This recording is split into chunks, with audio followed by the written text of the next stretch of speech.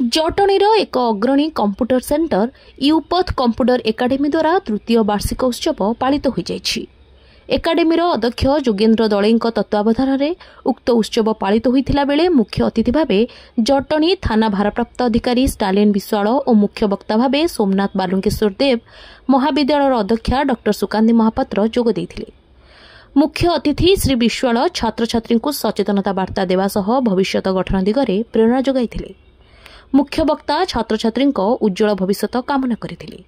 शेषरे मंटू सार धन्यवाद अर्पण करथिले। वंदे उत्कल जननी आज पवित्र उत्कल दिवस उपलक्षे यूपैथ कंप्यूटर एकेडमी तरफ एक सुंदर उत्कल दिवस बा सेमानंकर annual function third annual function आयोजन अति सुंदर थिला एवं चित्ताकर्षक थिला। एटा एक नियारा अनुभूति पिलामानंक मध्यरे उत्कल दिवस पालन एक सुंदर परिवेश देखिया को मिलिथिला।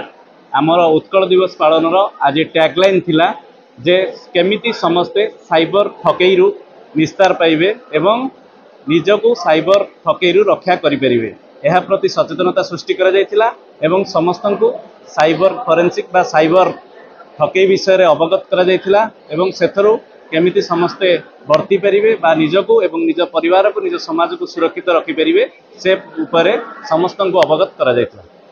दलाई यूपथ कंप्यूटर एकाडेमी अध्यक्ष आज पवित्र उत्कल दिवस यही उत्कल दिवस रे आमे उत्कल माटीर सम्मान दे आमे आज उत्कल दिवस पालन करुचे। उत्कल परंपरा को बजाय रखा आमे आज आम यूपथ कंप्यूटर पिला आथार मुख्य अतिथि जटणी आईएएस श्री साइलिन विश्वाल एवं एसबीडी महाविद्यालय प्रिंसिपाल डॉक्टर सुनीता महापात्र मिसी आमे उत्कल दिवस बहु आडंबर पालन कलु।